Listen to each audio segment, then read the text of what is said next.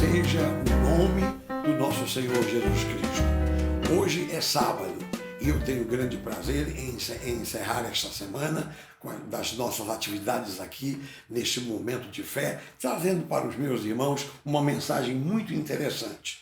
Mas eu queria lembrar a todos de que amanhã, domingo, nós estaremos transmitindo o nosso culto de louvor a Deus. Então, não perca, amanhã esteja conosco. Deus me deu uma mensagem muito interessante sobre a resiliência. Você já ouviu falar o que é resiliência e o que é ser resiliente? Então esteja amanhã comigo para ouvir esta mensagem.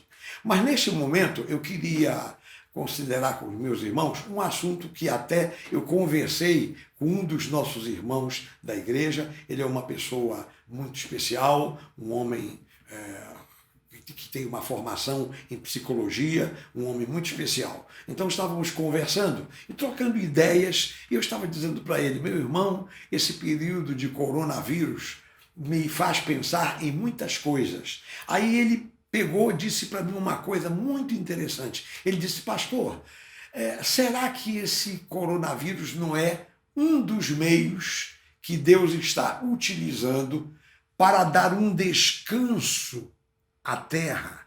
Olha só, um descanso à terra. Será que Deus não está utilizando isso? Porque Deus, quando quis dar um descanso à terra na época do povo de Israel, Deus aprisionou os judeus. Os judeus foram levados para o cativeiro da Babilônia e ficaram lá 70 anos. O período em que os sábados, que era uma lei judaica, não era praticado, e então aqueles 70 anos que eles ficaram na Babilônia foi, digamos assim, o pagamento dos anos em que eles não deram para Deus o ano da terra. O ano da terra. Aí você diz: o que é o ano da terra? Você não sabe o que é. Eu vou lhe dizer, já resumindo, é o seguinte: olha, na lei de Moisés dizia o seguinte, que o povo deveria trabalhar no campo 6 anos, e o 7º ano seria um ano de descanso. A terra não seria cultivada, não haveria nem plantio nem colheita. Então, você quer ver onde está escrito? Está aqui, ó. Livro de Levítico, capítulo 25, livro de Levítico 25. Olha só. Disse o Senhor a Moisés no monte Sinai: fala aos filhos de Israel e dize-lhes: quando entrardes na terra que vos dou, então a terra guardará um sábado ao Senhor. O que é isso? A terra guardar um sábado ao Senhor. Aqui, versículo 3. 6 anos semearás o teu campo, e 6 anos podarás a tua vinha, e colherás os seus frutos. Porém, no 7º ano haverá sábado de descanso solene para a terra. Um sábado ao Senhor. Não semearás o teu campo, nem podarás a tua vinha. Aí eu fico pensando, meus irmãos, olha só. Problema do Brasil, né? Problema do mundo. Esse povo aí não dá descanso à terra, não. É emenda direto, e a terra se desgasta. A terra, Deus é tão sábio que ele determinou que a própria terra descanse. Um dos mandamentos de Deus é que ele nos dá 6 dias da semana para nós e pede um para ele. Aliás, em 7 dias da semana, ele pede um para ele. Então, o judeu dá o sábado e o cristão dá o domingo. O domingo para o Senhor, o dia que Jesus ressuscitou. Pois bem, então, essa é uma lei moral. E, portanto, o povo não obedece. Os irmãos já pensaram se o governo, o Ministério da Agricultura, de 7 em 7 anos, deixasse um ano para a terra descansar? Que coisa maravilhosa não seria? Veja a sabedoria de Deus. E por isso o povo de Israel era um povo próspero, né? Aí a minha cabeça começa a trabalhar. Eu estava conversando com aquele irmão. Eu disse: olha, meu irmão, tem um outro preceito que eu também acho que vem complementar esse. É o dízimo. Aqui, ó, Malaquias Malaquias capítulo 3, esse texto que a gente conhece muito, que a gente lê muito. Olha só, diz aqui o texto, Malaquias 3:10. Malaquias 3:10. Trazei todos os dízimos à casa do tesouro para que haja mantimento na minha casa. E provai-me nisto, se eu não vos abrir as janelas do céu e não derramar sobre vós bênção sem medida. Aí você pergunta, o que é abrir a janela do céu? É isso aqui, ó, versículo 11. Por vossa causa repreenderei o devorador, para que não vos consuma o fruto da terra. Olha só, para que o fruto da terra seja preservado. A vossa vide no campo não será estéril, diz o Senhor dos Exércitos. Todas as nações vos chamarão felizes, porque vós sereis uma terra deleitosa. Terra, diz o Senhor dos Exércitos. Então veja bem, essa terra que é protegida de 7 em 7 anos, um ano para Deus.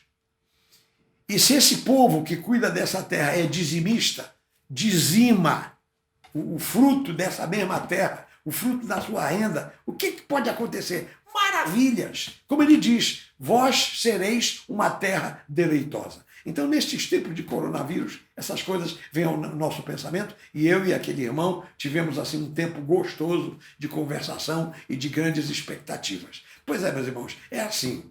Vocês estão me compreendendo? Estão me entendendo?